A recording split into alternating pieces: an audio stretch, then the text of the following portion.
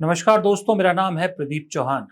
बात समझनी है तो पूरी सुननी होगी और आज तो गुजारिश करूंगा कि आज बात पूरी जरूर सुनिएगा, क्योंकि आज किसी खबर का विश्लेषण नहीं है, बल्कि विश्लेषण आज उसका है जो फिलहाल खबरों की खबर में है, उसकी पार्टी खबरों की खबर में है, जिस शख्सियत का नाम है राहुल गांधी। 11 साल की राजनीति को 11 महीनों में कैसे उलट पुलट के रख दिया इस शख्स ने, इस बात पे विश्लेषण करना बेहद जरूरी है और बारीकी से समझना जरूरी है कि इस वक्त उस शख्स को क्या करने की जरूरत है और आगे किन चीजों से सावधान रहने की जरूरत है। क्या इस देश में कुछ बड़ा बदलाव होने वाला है? क्या इस देश की राजनीति नई करवट लेने वाली है? क्योंकि इस देश की राजनीति में जब भी कुछ बड़ा बदलाव आया है, वो बिहार की भूमि से आया है और इस वक्त बिहार की भूमि से ही कुछ देश की राजनीति को नया मोड़ दिखता नजर आ रहा है। अब जब इतनी भारी भरकम बातों का विश्लेषण करना हो तो जाहिर सी बात है कि जिस शख्स को विश्लेषण के लिए हम अपने चैनल पे बुलाएं, उसकी शख्सियत भी कुछ ऐसी ही हो। तो आज इन सब बातों का विश्लेषण करने के लिए जो हमारे साथ जुड़ रहे हैं, उनका वैसे तो किसी इंट्रोडक्शन की जरूरत नहीं है, क्योंकि जिसने भी टेलीविजन पत्रकारिता देखी है वो इस शख्स को जरूर जानता पहचानता है। 3 दशकों से ज्यादा का 3 से भी दशकों से ज्यादा का इनका एक्सपीरियंस है जर्नलिज्म का, पत्रकारिता का।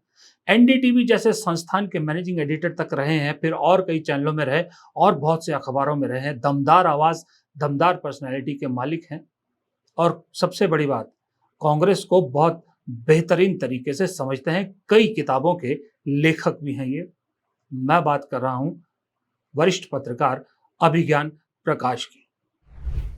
तो दोस्तों, जैसा कि आप स्क्रीन पे देख सकते हैं, अभिज्ञान भाई हमारे साथ जुड़ गए हैं। अभिज्ञान प्रकाश, जैसा मैंने पहले कहा इंट्रोडक्शन में कि किसी इंट्रोडक्शन की जरूरत नहीं है इनको। जो टीवी देखता है, जिसने हिंदुस्तान में टेलीविजन जर्नलिज्म देखा है, उसने इस चेहरे को जरूर देखा है। अभिज्ञान भाई, आप पहली बार हमारे चैनल पे आए, आपका बहुत बहुत शुक्रिया। अपना टाइम निकाला, इसके लिए आपका बहुत बहुत शुक्रिया। और पहला सवाल सीधा आपसे यही पूछना चाहूंगा, क्योंकि आपने पत्रकारिता में इतना लंबा समय गुजारा, खास करके विजुअल मीडियम के आप शुरुआती, जो कहते हैं ना, जिन्होंने बेच रखा है हिंदुस्तान में, वहां से आपने शुरू किया। इस सारे सफर में अगर आप देखो और उसके बाद पिछले 11 साल का सफर देखो, क्या 11 साल में कांग्रेस आज के वक्त में, क्योंकि हम बात कांग्रेस की कर रहे हैं, आज के वक्त में कांग्रेस अपने 11 साल में सबसे बेहतरीन वक्त से गुजर रही है या बेहतरीन वक्त अभी लगता है आना है? सबसे पहले दो बातें, मैं यूट्यूब एडिक्ट हूं और इस वक्त मुझे दो लोगों का एडिक्शन है यूट्यूब पर। एक फराह खान, उनका एक कुकरी शो होता है और वो मुझे बहुत मजेदार लगती है। I couldn't hold myself to tell her that. And दूसरा आपका नंबर ढूंढकर मैंने आपसे संपर्क किया। सीधी और सटीक बात आप करते हैं, इससे साबित होता है कि मेरे पुराने दोस्त रशीद किदवई की तरह आपको कांग्रेस की बहुत अच्छी समझ है। और अच्छी बात यह है कि मौका आप कोई नहीं छोड़ते कांग्रेस की आलोचना करने का जब जरूरत हो। और मैंने हाल में जब आपको देखना शुरू किया, क्योंकि आप 11 साल की बात कर रहे हैं, तो सबसे अच्छी बात थी कि आपने सबसे बेहतरीन एपिसोड्स जो किए वो कांग्रेस में बीजेपी के स्लीपर सेल्स पर किए, जो अफसोस की वजह आज भी बने हैं कि वो कांग्रेस में बने हुए हैं। राहुल गांधी उन पर कार्रवाई नहीं कर पा रहे हैं। आपका सवाल है कि 11 साल में कांग्रेस का क्या ये सबसे अच्छा समय है? हां, ये कांग्रेस का सबसे अच्छा समय है, इसलिए क्योंकि 10 साल तो कांग्रेस रही शॉक थेरेपी में, हारने की शॉक थेरेपी में। ये नेताओं के साथ होता है। जो आज बीजेपी के साथ हो रहा है, यही 2012 और 13 में कांग्रेस के साथ हुआ, जब उनके नेता डिनायल में थे कि हम हारेंगे। ठीक है, आज बीजेपी के नेता, आप किसी से बात कर लिए तो मतलब 400 से 240 आए, 160 नीचे हैं, लेकिन उस एटीट्यूड में कोई कमी नहीं। अब चूंकि पप्पू से राहुल गांधी बन गया और ये महाचापलूसी कांग्रेसी जो है, कांग्रेस का असली कल्चर क्या है? चापलूसी। ये सिर्फ गांधी परिवार के आधार पर बनते हैं। इनके यहां से कोई नेता पैदा नहीं होता कांग्रेसियों में। जब गांधी परिवार का कोई व्यक्ति उठेगा तो इनकी तकदीर उठेगी, और जब गांधी परिवार का कोई व्यक्ति गिरेगा तो इनकी तकदीर गिरेगी। आप इसके अलावा इनकी कोई और तकदीर, with the exception of Narasimha Rao, आप मुझे बता दीजिए। मनमोहन सिंह सपने में सोचा था उन्होंने कि वो प्रधानमंत्री बन जाएंगे, बहुत अच्छे प्रधानमंत्री है, वो अलग बात है, बट क्या उन्होंने सोचा था कि वो प्राइम मिनिस्टर बन जाएंगे? बनाया किसने? सोनिया गांधी ने ना। तो ये महाचापलूसों की पार्टी है, fully dependent on the Gandhi family. अब इनका भाग्य जगा, भाग्योदय हुआ, क्योंकि राहुल गांधी ने अपनी मेहनत से, अपने करेज से, अपने कन्विक्शन से अपने को नेता बना दिया। वरना दिल्ली में आधे कांग्रेसी तो पीछे लगे थे बीजेपी के, मैं आपको पक्के तौर पे बता सकता हूं। ये सब सर्वाइवर्स हैं, और ये मान के बैठे थे कि ये मोदी युग है। और ऐसे भी मैं कांग्रेसियों के बारे में आपके, क्योंकि मैं उम्मीद करता हूं कम से कम आपका प्रोग्राम देखते होंगे कांग्रेस वाले, खुल के बता सकता हूं, जिन्होंने न जाने कितनी बार मेरे साथ राहुल गांधी की आलोचना की है। जब वक्त खराब था ना राहुल गांधी का, तो किसी ने मौका नहीं छोड़ा कांग्रेसी ने कहने के लिए कि ये किसी लायक नहीं है। अब वो कांग्रेसी चाहते नहीं कि आप राहुल गांधी से मिलिए। मैं नहीं मिला हूं राहुल गांधी से, ना मुझे कोई उम्मीद है कि मुझे कोई मिलने देगा। लेकिन ये सब वो कांग्रेसी हैं। अगर आप कांग्रेस के हैं तो कम से कम ये संदेश पहुंचा दीजिए, अगर उसकी पत्रकारिता को आप अच्छे से समझते हैं, कि वो सचेत रहें। जब मैं चमचागिरी के परंपरा की बात कर रहा हूं तो पुरानी लोगों की बात कर रहा हूं, मैं सबको उसमें जनरलाइज नहीं कर रहा हूं। कांग्रेस में ये समझने की जरूरत है। अब इंपॉर्टेंट पॉइंट क्या है कि मैंने आपसे कहा कि ऐसे ऐसे लोग थे जो हमेशा कहते थे राहुल गांधी कुछ नहीं कर पाएगा, कुछ नहीं कर पाएगा। आज वही लोग हैं कांग्रेस पार्टी में। राहुल गांधी ने देखिए अपने आप को कहां से कहां साबित कर दिया। ठीक है, मैं भी किसी चैनल पे गया था तो वहां पे मैंने कहा कि आज वो इंडिया के लीडर ऑफ ऑपोजिशन है, तो मुझे मालूम है कि वहां पे सुनने वालों को अच्छा नहीं लगा, आई डोंट केयर, लेकिन मेरी वो राय है। इंपॉर्टेंट क्या है, क्योंकि आप कांग्रेस पे इतनी सही और सटीक बात करते हैं, क्या कांग्रेस के लोग ये समझे और जाने कि गांधी परिवार पर डिपेंडेंट रहती है कांग्रेस, हमेशा से रही, कोई नई बात नहीं है, पहले भी मैंने कहा। पॉइंट मेरा ये है कि याद करें उस वक्त को जब राजीव गांधी हिंदुस्तान की राजनीति में आए थे as Mister Clean, India Today के कवर पे, अगर आपको याद हो। और फिर एक ऐसा वक्त आया, बोफोर्स का वक्त आया, जब यही राजीव गांधी जो है वो मिस्टर करप्ट में कन्वर्ट हो गए। और कौन थे उनके पीछे निकले उनके सलाहकार, लगातार उनको अलग अलग मसलों में गलत सलाह देने वाले। मेरी जो बेस्ट सेलिंग किताब है from Lucknow to Lutyens, the power and plight of UP, उस किताब में द कांग्रेस कोलैप्स करके एक चैप्टर है, और उसमें पूरी कहानी मैंने लिखी है कि अयोध्या पे किस तरह से राजीव गांधी के फैसले ने उनको गलत साबित कर दिया। तो सबसे बड़ी बात जो 11 साल की आप कर रहे हैं, इसमें कोई दो राय नहीं है कि कांग्रेस को हमेशा हमेशा हमेशा लोग मेरे ऊपर हंसते थे, मेरा मजाक बनाते थे। मैं तब भी, मैं कोई कांग्रेस का प्रवक्ता नहीं हूं, ना उनके कोई सलाहकार समिति का सदस्य हूं, ना आप हैं। लेकिन मैं कहता था कि इंडिया की प्रिंसिपल ऑपोजिशन पार्टी कोई है तो वो कांग्रेस है। मैं 40 सीट पे भी यही कहता था, और हंसते थे मेरे ऊपर लोग। आज राहुल गांधी उसको उस पोजीशन में लेकर आए हैं, तो राहुल गांधी को बहुत केयरफुल रहना पड़ेगा। माता जी ने उनके समझाया था ना, मैं सोनिया गांधी को बहुत एडमायर करता हूं, पब्लिकली ऑन टेलीविजन अपने कॉलम्स में ये लिख चुका हूं, कह चुका हूं सोनिया गांधी के बारे में, बड़े उनके इंटरव्यूज किए। तो जिस तरह से उन्होंने एम ए पटेल के साथ मिलकर 10 साल सत्ता चलाई, एक नॉन मेजॉरिटी कोएलिशन की, तो उन्होंने अपने बेटे को सलाह क्या दी कि ये राजनीति है, सत्ता से जुड़ी है, जहरीली है। याद है आपको? तो इस बात को यहां से जब इस मकाम तक अपने आप को, अपनी पार्टी को राहुल गांधी कन्विक्शन से ले आए, और इसमें कोई दो राय नहीं है कि लाए जज्बे से, कोई लॉजिक से नहीं लाए, और इसीलिए मुझे बहुत उनकी कुछ बातें बहुत प्रभावित करती है। लाए वो जज्बे से, तो जी 11 जी। साल अच्छा की मरी हुई पार्टी को उन्होंने तकरीबन 11 महीने में जीवित किया है। जीवित किया है, सही बात। अच्छा भाई, एक चीज बताइए, आप राहुल गांधी को या कांग्रेस को क्या प्रिकॉशंस लेनी है या क्या करना है, उस पर आने से पहले एक चीज और आपसे जानना चाहूंगा।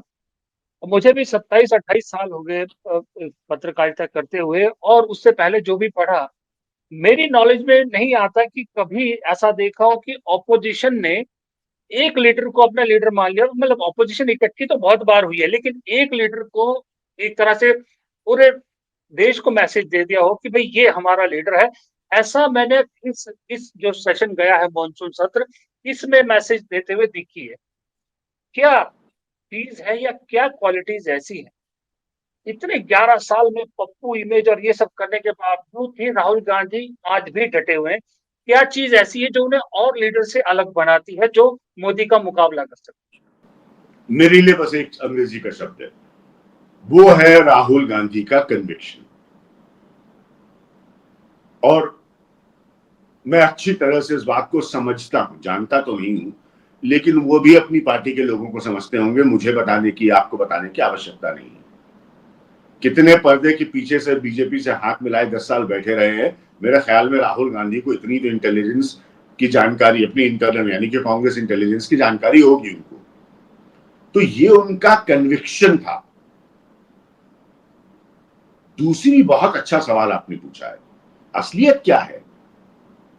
असलियत यह है, और ये मतलब क्रेडिट सिर्फ राहुल गांधी को जाता है, दूसरे किसी की इस वक्त राजनीति में हैसियत भी नहीं है क्रेडिट लेने की। मैं बहुत स्पष्टवादी व्यक्ति हूं।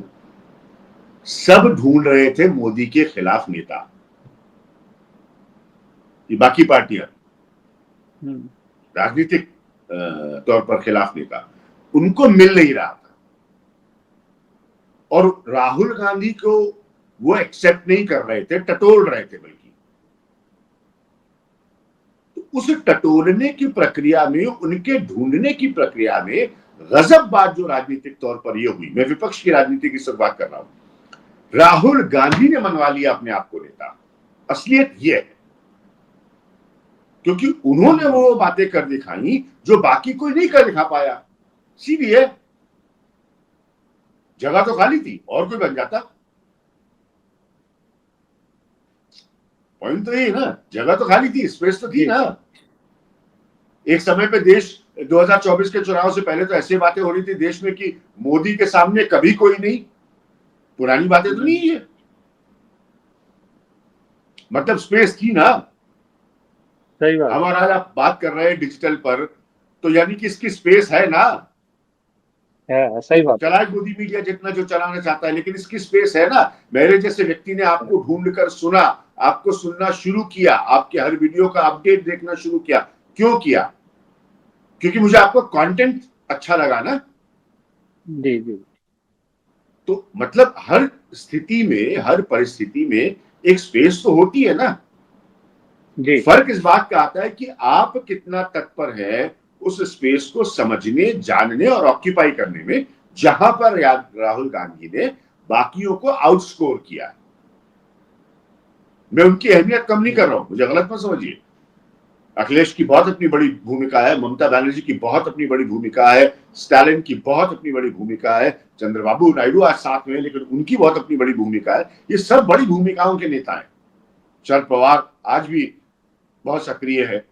तो ये बड़ी भूमिकाओं के नेता है, लेकिन उसके बावजूद सबको हाथ जोड़कर साथ रख के राहुल गांधी ने उस स्पेस को खड़ा किया। और एक आखिरी पॉइंट मेरे हिसाब से जो टर्निंग पॉइंट है, आंतरिक तौर पे तो मैं नहीं जानता, लेकिन मेरे हिसाब से टर्निंग पॉइंट था उनका भारत जोड़ो यात्रा। क्योंकि एक आसान आरोप राहुल गांधी पर बहुत लगा कि ये लोगों से मिलते नहीं, लोगों से जुड़ते नहीं। ये कैंपेन बीजेपी ने उनके खिलाफ खूब चलाया है, आपको भी पता है। तो आई थिंक भारत जोड़ो यात्रा ने वो परसेप्शन को यू टर्न कर दिया। जी। जब वो देश में किसी बढ़ई के साथ बैठे थे, मोटरसाइकिल बनाने वाले के साथ बैठे थे, मतलब जैसे हम लोग ने पूरी जिंदगी रिपोर्टिंग की, राहुल गांधी ने अलग काम जी नहीं जी। किया, लेकिन बस वो उनके बीच पहुंच गए।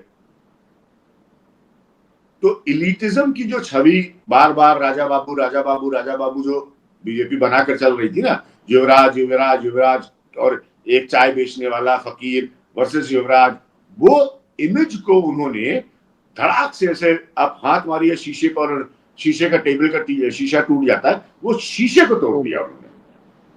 जी। तो वहां से फिर वो चेंज आया। और मैं सच में चाहूंगा कि जो भी राहुल गांधी यहां से करते हैं और उनके पॉलिटिकल एडवाइजर्स और स्ट्रेटेजिस्ट उनको बताते हैं, वो अपनी इस छवि पे कॉम्प्रोमाइज नहीं करे।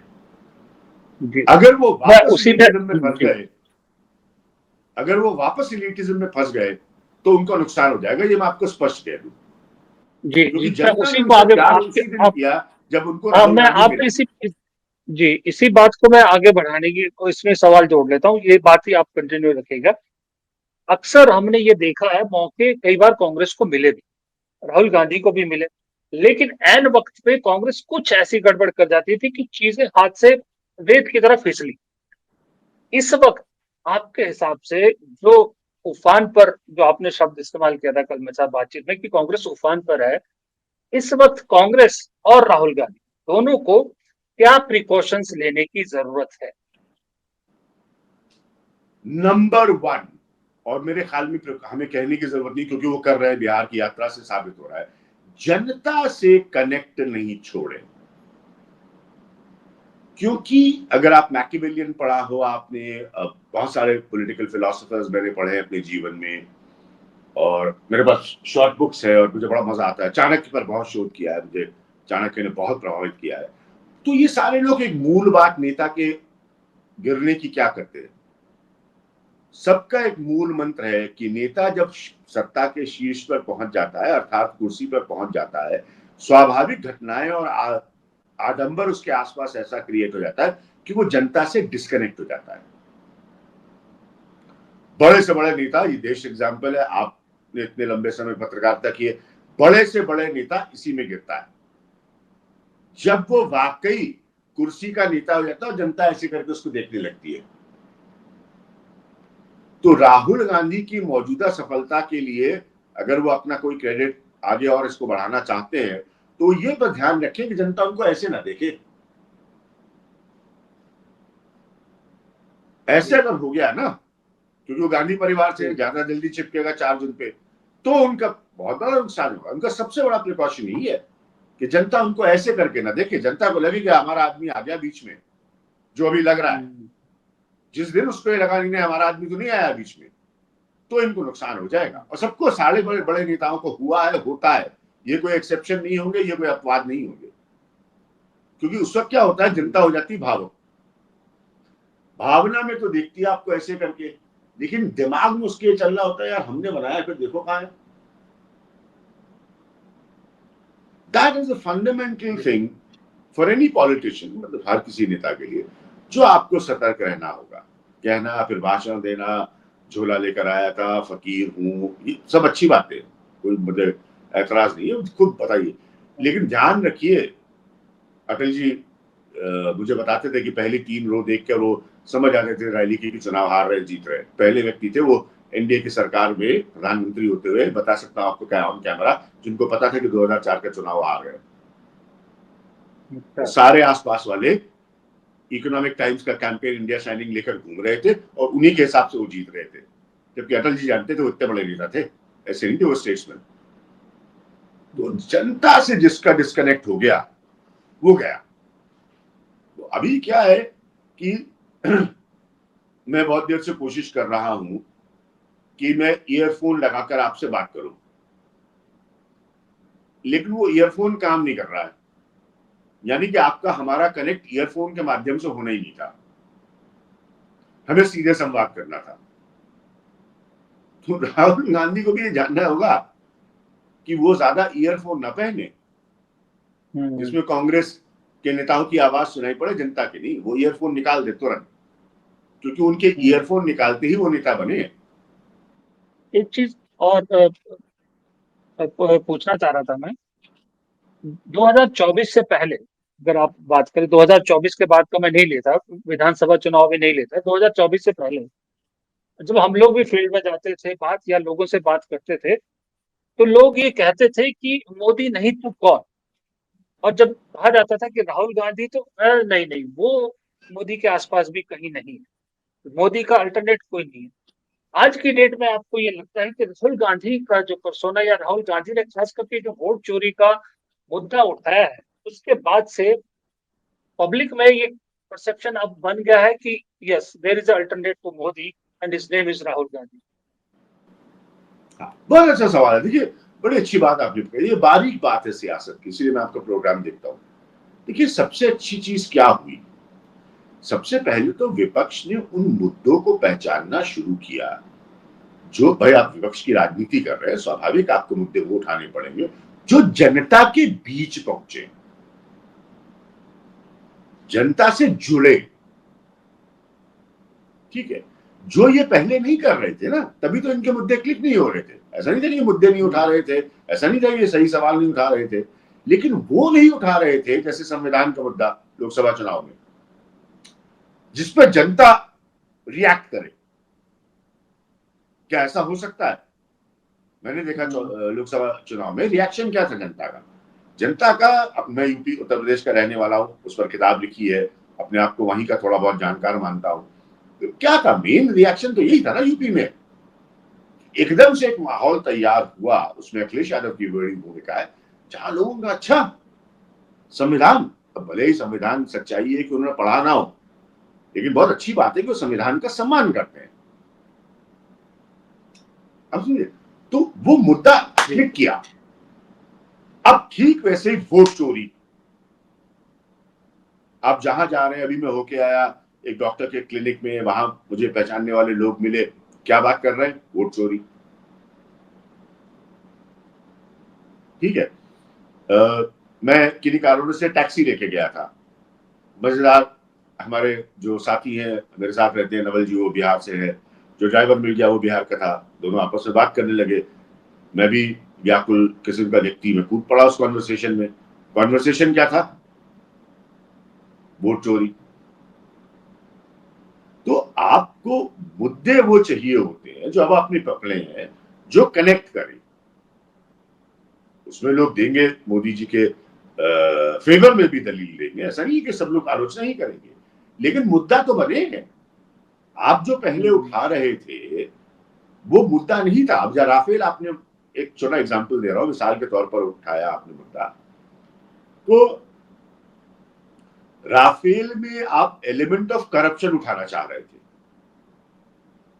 लेकिन वो उस तरह से तब्दील नहीं हो पाया करप्शन के मुद्दे में। तो आपको, आपने मुद्दा राफेल आपने उठाया, विपक्ष ने, उनकी चॉइस, लेकिन वो कन्वर्ट नहीं हुआ। कन्वर्जन बहुत इंपॉर्टेंट है। और ये चीज, अब ये मुद्दा जो है, उसमें आम आदमी को ऐसा लगता है कि चुनाव आयोग हो और देश की सर्वोच्च अदालत हो, सुप्रीम कोर्ट, तो वो सब उसके बारे में भी बात कर रहे हैं। वो जानना चाहते हैं कि ये सर्वोच्च अदालत यानी कि सुप्रीम कोर्ट ऑफ इंडिया क्या बोलेगी, अंततः क्या निर्णय देगी। तो इसका मतलब वो मुद्दा पहुंच गया है जनता के बीच। ये आप, इसलिए आपका सवाल बहुत वाजिब है। ये फर्क है जो इस वक्त नजर आ रहा है, इसी फर्क का इनको रिस्पांस मिल रहा है, बिल्कुल क्लियर है। तो जो इश्यूज इन्होंने पहले उठाए थे वो गलत नहीं थे। और जो बिहार में जो अभी यात्रा चल रही है, तो उस, जो भी विजुअल्स, जो भी स्टोरीज, जो भी खबरें आपके सामने इस वक्त आ रही है, उससे क्या निचोड़ निकाल पा रहे हैं? मैं समझा नहीं, निचोड़ एक मतलब बार रिपीट बिहार, करिए जैसे सर। भारत, जैसे जैसे हम लोग भारत जोड़ो यात्रा देख रहे थे पूरा, तो इनिशियली जैसे जैसे यात्रा चलती गई, हम लोगों का पॉइंट ऑफ व्यू बदलता गया। जैसे जैसे हमने देखा कि राहुल गांधी के साथ लोग जुड़ रहे हैं, आगे बढ़ रहे हैं, और मोमेंटम बढ़ता जा रहा है। बिहार में जो इस वक्त यात्रा है, बिहार में जो चल रही है, हालांकि मोस्टली नेचुरल सी बात है, कांग्रेस का संगठन इतना बड़ा नहीं है, लेकिन अगर पूरे देश के पर्सपेक्टिव से देखें, आप पूरी राजनीति से देखें, कल प्रधानमंत्री भी बिहार में थे, उनके भाषण को अगर आप देखेंगे, पार्लियामेंट सेशन में जो हुआ, वोट चोरी का जो सारा मामला हो, उसको देखते हुए ये बिहार एक एग्जाम्पल के तौर पे अगर हम ले, तो लगता है कि देश की राजनीति के लिए कुछ संदेश उस यात्रा से निकल रहा है, कुछ देश की राजनीति में बड़ा कुछ उथल-पुथल होने वाली है। हाँ, बिल्कुल, बिल्कुल सही, क्योंकि बिहार तो भाई, बिहार और उत्तर प्रदेश, कल आपने एक एपिसोड अपना किया था जहां आपने बताया कि कैसे जो नए चाणक्य है राहुल गांधी के पास, मैं आपके एपिसोड्स को बहुत गौर से देखता हूं, उन्होंने राहुल गांधी के लिए दक्षिण भारत को संगठित कर दिया है। लेकिन कांग्रेस की सबसे बड़ी चुनौती तो आज भी एक ही है ना, उत्तर भारत को उसको मात देनी है ना बीजेपी को। जिस उत्तर भारत को उसने 80 के दशक में रूल किया है और 89 के बाद किसी पावर पॉलिटिक्स में उत्तर प्रदेश की वो आ भी नहीं पाए आज तक, तो उसको उत्तर भारत में आना है। अगर उत्तर भारत तक पहुंचने का सफर तय करना है या उसका प्रभाव तय करना है या कांग्रेस की जगह तय करनी है, तो बिहार से अच्छी जगह राजनीतिक तौर पर, क्योंकि वो सामाजिक आंदोलनों की भूमि है, चाहे वो राहुल गांधी के परिवार के खिलाफ खड़े आंदोलन हो, तो उस भूमि से बेहतर क्या हो सकता है आपको कि उसको आप वहां बनाए और वहां से आगे ले जाए। तो बिहार का चुनाव मैं महज चुनाव की तरह नहीं देख रहा हूं, मेरा नजरिया अलग है। जीत किसकी होती है, सरकार, बहुत फैक्टर्स होते हैं, जोड़ तोड़ फरा, लेकिन बिहार में वोट चोरी का आंदोलन एक राष्ट्रीय राजनीतिक ऑब्लिक सामाजिक आंदोलन में आराम से तब्दील हो सकता है। और मेरे हिसाब से इनको इस यात्रा को उसी नजरिए से देखना चाहिए, कांग्रेस के रणनीतिकारों को, राहुल गांधी के रणनीतिकारों को, क्योंकि अभी भी एक अच्छी और बड़ी प्रेजेंस है वहां पर लालू यादव की, आरजेडी की, तेजस्वी यादव की। अच्छा भाई, क्योंकि मैंने आपका समय काफी ले लिया, एक सवाल जरूर पूछूंगा, क्योंकि नहीं, जरूर ये जरूर। सवाल अब मेरा नहीं, पूरा समय मैं मेरा थोड़ा सब लेट आया, मैं ये माफी इसके लिए ये आपसे। ये ये सवाल मेरा नहीं, लेकिन मुझे मालूम है मेरे देखने वाले ये सवाल जरूर जानना चाहते हैं, क्योंकि कमेंट बॉक्स में हमेशा ये सवाल भरा रहता है। तो मैं आपसे भी पूछ ही लेता हूँ। अभिज्ञान भाई, अभी जो राजनीति अंतरराष्ट्रीय हो चाहे जो देश में हो रही है, सभी एस्पेक्ट्स को अगर आप देखोगे, चाहे संघ को देखो, चाहे हमारी विदेश नीति का फेलियर या जो कुछ भी हो रहा है, इन सब को देखते हुए क्या अभी भी आपको भी लगता है कि मोदी 2029 तक टेन्योर पूरा कर पाएंगे, या आपको लगता है कि बीच में मुश्किलात आएंगी? देखिए, इस सवाल का जवाब मेरे पास नहीं है और ना मैं सवाल का जवाब दे सकता हूं, क्योंकि इसका जवाब तो एनजीओ के पास है। एनजीओ है ना आरएसएस। जी जी जी। तो मैं 50,000 बार पहले कह चुका हूं, आज भी कहता हूं कि इससे बड़ी मक्कारी की कोई बात ही नहीं है जब आरएसएस अपने आप को सांस्कृतिक संगठन बुलाती है।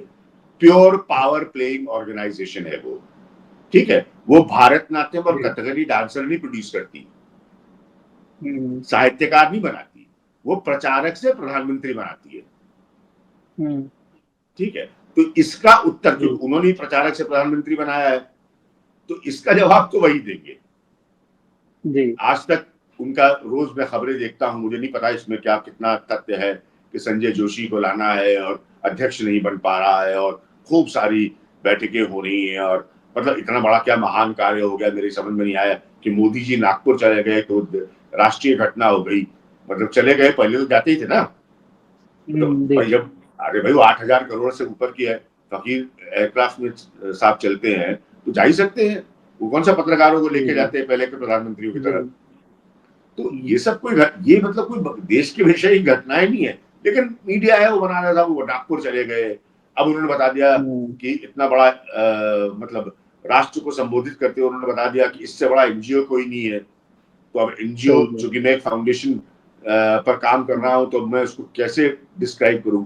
तो अब ये एनजीओ को तय करना है, एनजीओ के जो लोग हैं, मतलब देश में वो रहेंगे अगले प्रधानमंत्री या अभी कंटिन्यू कब तक करेंगे, तो वो एनजीओ में तय होगा। लेकिन दिक्कत क्या है कि जो लोग आपसे ये सवाल पूछते हैं उनको एक जवाब जरूर दे दिए कि देखिए, प्रधानमंत्री तो अभी फिलहाल है, पहले ही अध्यक्ष तो तय कर ले। जो एनजीओ वाले हैं ये तो अध्यक्ष नहीं तय कर पा रहे। अच्छा, मैंने जैसे कहा कि परिभाषा एनजीओ की जो हम लोगों को समझ में आती है, तो वो तो बड़ी अलग है। तो इसलिए मुझे तो नहीं पता किसी एनजीओ के बारे में कि वो राष्ट्रीय सत्तारूढ़ पॉलिटिकल पार्टी का अध्यक्ष तय करता हो। आपको कोई ऐसा एनजीओ मालूम हो तो बताइएगा मुझे जरूर फोन करके। तो इसलिए वो ये सब सवालों का जवाब तो, क्योंकि बीजेपी क्या है, इतने साल मेरे इस पार्टी को पैदा होते, मतलब सत्ता की तरफ पैदा होते, पूरा अटल जी का पीरियड, ये सब इतना करीब से देखा है ना, और मोदी जी को उस समय पर खैर उनकी कोई बड़ी भूमिका ही नहीं थी किसी चीज में उस समय, तो ये सारा जी समय देखा है, तो मुझे तो ये सब सुनते सुनते कान पक गए ना कि सांस्कृतिक संगठन, और वरना हर एमपी जो है वो संघ के नेताओं के पास नहीं जाता अपनी पैरवी लगवाने। तो ऐसे जी जी ये इतना बीजेपी में, अभी मैंने एक बात कही थी, बस उसी पे खत्म कर देता हूं। किसी कांग्रेस के गंभीर व्यक्ति से मेरी चर्चा हो रही थी, और थोड़ा मैं उनको पढ़ा लिखा और गंभीर मानता हूं, उत्तर प्रदेश के हैं, पुराने कांग्रेसी। तो मैंने उनको बड़ा स्पष्ट कहा, मैंने कहा आप जो कर रहे हैं और आपके नेता जो कर रहे हैं, स्वाभाविक आप विपक्षी दल है, आप वो करते रहिए, लेकिन बीजेपी का असली घात और आघात उसी के अंदर होगा। जो इतनी आप खबरें देखते हैं, सुनते हैं, तो अंग्रेजी की घिसी पिटी कहावत है, cliched saying, there is no smoke without fire. ऐसे तो नहीं धुआं उठ रहा है कि हर सही हफ्ते बात। आपको खबर मिल रही है। तो इसलिए मैंने कहा कि उनके यहां पर बहुत कुछ चल रहा है, और ये तो स्पष्ट है, वरना एक सरल सा नॉर्मल ऑफिशियल सा डिसीजन, जैसे आपने जेपी नड्डा को बनाया था, वैसे एक आदमी को बनानी तो है अध्यक्ष। कौन सा यहाँ राष्ट्रीय चुनाव सही होने वाला है जिससे अध्यक्ष चुनना है, तो आप नहीं कर पा सही रहे हैं ना। सही।